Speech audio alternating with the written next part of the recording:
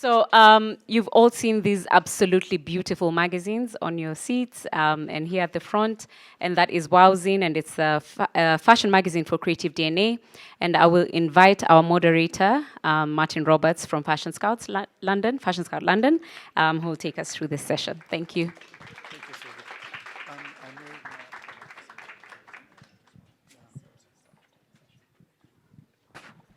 Cool.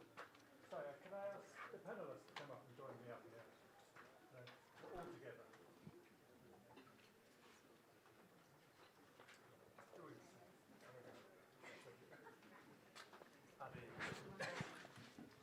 Sorry, you got the height. So, can you hear me? Yes? Okay. Good afternoon, everyone. Welcome along. I'm really excited to be here. Wowzine and Creative DNA has been a passion of Billy and I for ever since it first started, since we were first asked to participate. We created Wowzine during COVID when we were supposed to bring a whole group of designers over to the UK, but obviously the whole pandemic happened and we weren't able to take them there. And so we started looking at what else we could do, how else we could reach the audience around the world, how we could reach the UK and still be relevant to what's happening here in Kenya. And we came up with the concept of doing a digital zine, which the British Council liked. Thank you very much. And then we were introduced to an amazing talent, a young man called Sunny. Yes. And together we've all been through this journey, and it's been an amazing journey. And that's the kind of the showcasing, the exciting side. The other side that we do, and this is what we were doing yesterday, working with the designers on the incubation side, working with designers, talking with them, with experts from the UK, from Kenya, and working through ourselves, discussing how they can grow their businesses, how they can take their amazing visions and go forward. I mean, you can see the designs that are here, we can see designs that people are wearing. They deserve to be successful. What can we do to help that? And then how can we showcase this to the world? Well, what I'm going to do, I'm going to start off and just ask if everyone wants to just quickly introduce themselves and say hello. Hi, everyone. My name is April Kamunde. I am a painter, but I am also a beneficiary of the Culture Connects grant last year, which is funded by the British Council. I'm excited to be here.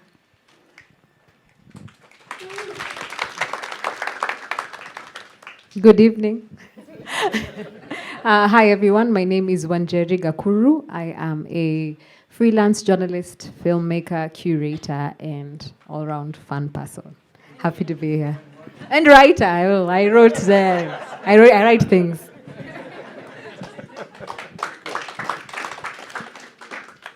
Hello, everyone. My name is sunnydolat. I am a creative director and curator with a specialization in fashion and textile. Hi, everyone. My name is Sally Mino. I'm a fashion stylist and designer as well. I'm happy to be beneficiary of the Creative DNA program. So wonderful. So fashion doesn't exist in a vacuum. Fashion is part of the creative industries. And this is something the UK recognized a while ago, which was creative industries are often the driver of industry, often the driver of the economy, and particularly for young people, particularly for the whole range across society. Fashion just doesn't exist by itself. It works with art, it works with photography, and it works with music. And this is what we wanted to explore today, was how fashion interacts with these and how it is part of these different industries. And so I wanted to kind of start off with April. Would you like to just talk about how fashion works with you and your works and how it influences and how you influence? Thanks, Martin. So yes, I'm here in the capacity of a painter, but I do really tap into fashion into my work. My current body of work explores the themes around rest. So from the pursuit of it, the lack of it, the creation, intentional creation of little pockets of it. So one of the items that I really instill in my work is I use the dera. I don't know if everyone is familiar with the dera. It's, how do I describe it? It's a long flowing fabric. It originates from Somalia, but it has gained a life of its own within urban East Africa. So we wear it over the weekends when we don't want to be outside, who are at home, minding our own business. I refer to it as a non-verbal no disturb sign. So when you see a woman in a dera, you know, just don't. So I felt like that is, it was using it as a motif in my paintings was very apt in this theme that I'm exploring of rest, right? In addition to the posture of the women that I paint, in the settings they're put in, the dera speaks that much more without having to do too much in the painting. So I would like to, you know, it's a key ingredient in one of my, in my visual language. Yeah. Amazing, thank you. And fashion does say something. Fashion has a message. We all wear clothing, but we choose what we wear. And as you're describing, and I love the way you describe that, of about you can express certain things through fashion. And visually, it's so important. But I wanted to ask about music. And how does fashion and music, because you've worked with a lot of different musicians, your work has appeared in some very famous music videos. Would you like to tell us a bit about that, how the interaction works? Yeah, sure will. I'd say fashion is a very important vehicle for our society. It's an important form of expression when it comes to how the two pair together when it comes to now a form of art as music. I'd say when I'm talking to now my clients, I say someone will come to you because they know of your music video or your song, sorry to say. Another person will come to you because they know you personally, but you have to engage everyone through all forms. So that's where now the expression of fashion through now the outfits, the costumes you create comes together. And are you creating specific outfits? When you hear the music, do you then have something in mind, or how does it work, that interaction? Oh yeah, the process. I'd first have to listen to the song or jam that influences, because I don't want to just come up with my own ideas. I'd need to understand what the artist wanted to portray. We sit down, have a conversation, come together, because you might find yourself imposing ideas that are not what the artist wanted to, relay. Through that collaboration, because I can call it a collaboration because it really is that, we're able to channel something that will resonate with the audience. Yeah. Because it's interesting, you work with on the Milwaukee video, did Yes, you yes, not? yes. Yes. And when I mentioned that on the stand too, there was a couple of younger people, and I mentioned that, and they both saw your work, and they both started dancing kind of instantly from just looking at the work and thinking about the music. And then I think back about artists, whether it's David Bowie, whoever, and about how much fashion made them noticeable and how it makes music more. It can make music more. I guess there's a question in there somewhere, or comment in there somewhere. I'll just answer it the way I've understood it. Yeah. Okay. I mean, what about that music video? How did you come up with the inspiration of the work for that? For Mwaki specifically? Yes. Wow, that's an interesting question. Mwaki, I wanted to portray a proper understanding of what Kenyans, Africanness is to us. I feel like we usually get the interpretation of what the West, and I'm not saying this in a derogatory way, what the West perceives Africa to be. Most people don't know that Sophia is Kikuyu. I mean, in Kenya we do have that context, but outside there, how many people know that? So if you can see the headpiece, which was from Shiko, yeah, that's something that's from the Kikuyu culture. I wanted people to understand that visually when you get to see or hear the if you hear the music, even if you don't understand what Sophia is saying, there is an element of culture in the visual aspect of it. Yeah, fantastic. Thank you very much. Yeah. Which leads me on to Sunny and photography. I mean, fashion and photography have gone hand in hand and such, but there's, as we begin to touch on, it's exploration of what it means to be Kenyan. It's an exploration about, well, how do you express yourself in a relevant way that's exciting and, yeah, well, relevant. Would you like to? I think photography is a really interesting medium because, especially looking at the past decade, maybe a little bit over, we now have access to cameras right on our phones, and so there's a way that we're able to document ourselves and each other unlike any other time before. And when you think about this sort of like self-documenting, fashion is such an integral part to how we communicate who we are, parts of our identity, the intersection of those identities, and that the collaboration between fashion and photography is such a natural and almost like ancient collaboration. Yeah. But you also, we saw at the beginning your music, the video, sorry, I almost called it a music video, the video from Wellsings 1, 2, and 3. Yeah. And the whole movement and the idea of visual arts, so it's more than just photography, it's about the movement, the feeling, the atmosphere. Would you like to? Yeah. So maybe just to give a bit of background, I actually started my career working in fashion as a stylist, and then I worked in TV and advertising for a little while. So I've done a bunch of very odd things, which have then allowed me to learn various random, sometimes very opposing things.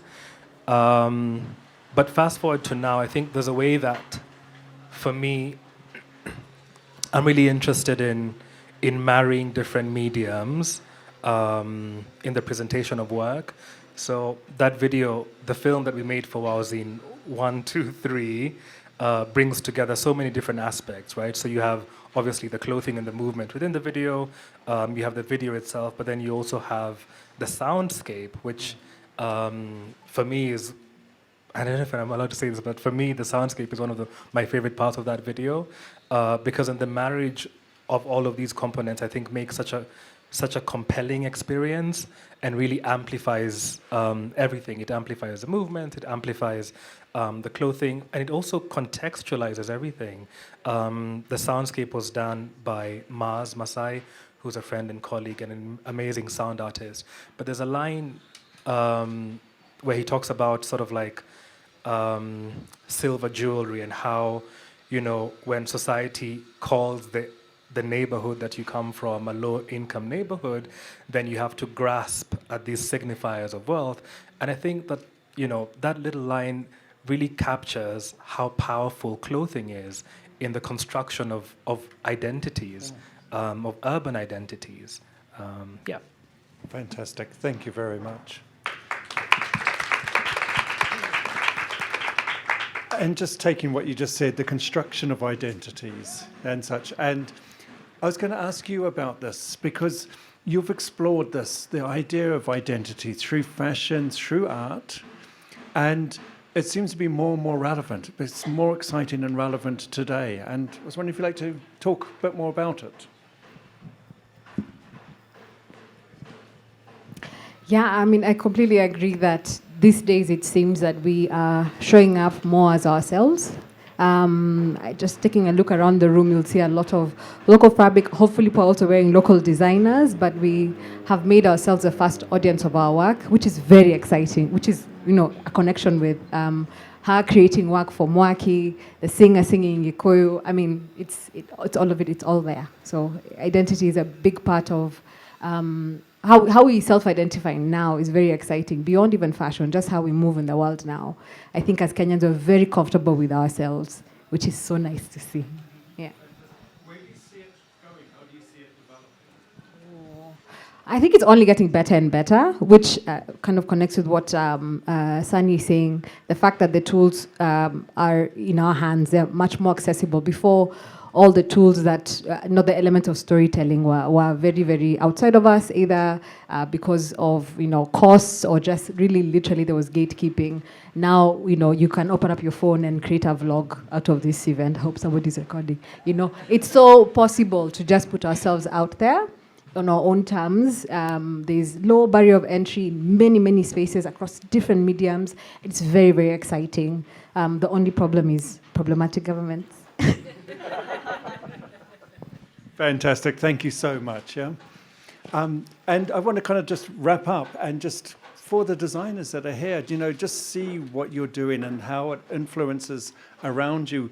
It's part of a big community. The British Council has brought us together.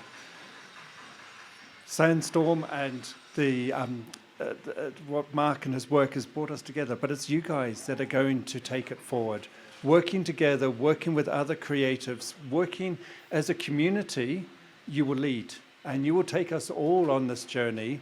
Wherever it goes, we don't know. You're going to be the ones that are going to show us. And that's what's going to make it so exciting and the thing that we all look forward to. Guys, thank you so much. Yeah, thank you.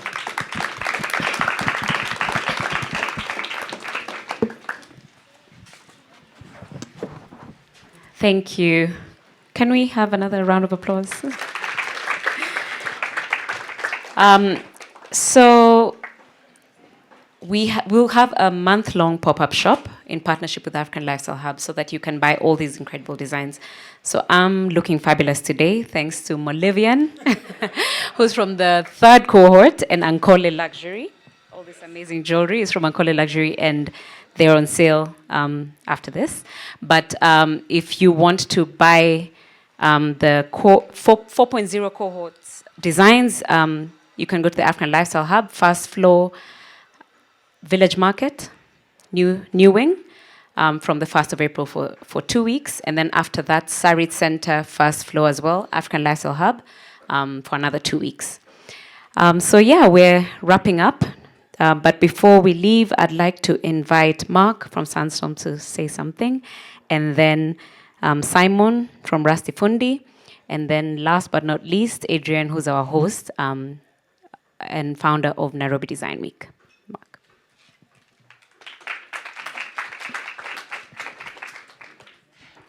Hi, this will be very brief. I know everyone's thirsty. Sorry about my husky voice. I'd just like to make a couple of points. So, Opportunity Factory, this thing here is, if you like, might have seen a banner when you came in. It's powered by Sandstorm. And I just want to talk about me for a second, which is, and why I'm here. And because it's an important part of why Opportunity Factory is here. I'm here not because Kenya needs me, but because I want to be in Kenya because it's the greatest country in the world. And with 1 million young people leaving school every year and boundless creative talent, we have to find new and innovative ways to bring people together. Because for as long as everybody is divided and works in silos, if everybody who wants to launch a fashion label has to build a factory, you're never going to create an industry. And so kind of my job at Opportunity Factory is to get out of the way. I was just thinking about kind of how on earth I describe what I do, but actually it is to get out of the way. The less visible I am, the better I know this place is working. But for any funding partners, it's all been privately funded. The last 16 years of my life has worked towards this point. And we want to kind of keep creating opportunities. Because we're called the Opportunity Factory because our purpose is to create more opportunities for incredible Kenyans. I'm British. If I get my admin sorted out, one day I'll have a Kenyan passport, if nobody chases me away. But I'm the only expat in our company. We're a completely Kenyan company. And yes, Sandstorm is the heart of our business in terms of product. But in terms of what we want to create, I've kind of had sort of the biggest buzz out of today that I've probably had in the last year and a half of headaches of making this thing happen with an amazing team. And I'm just very, very grateful that you're all here and excited. So thank you.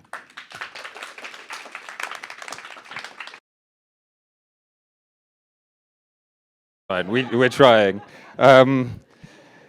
Thank you so much, everyone, for coming. I'm Adrian, and this is the 9th Nairobi Design Week now. Didn't expect that. Thank you. Yeah, we keep persevering, right? Everyone, just keep persevering. It's amazing to see people here who were starting out or are just starting out with their careers, because we all were there. And yeah, you know, the time flies by really quickly. So congratulations to all the designers, everyone who's, yeah.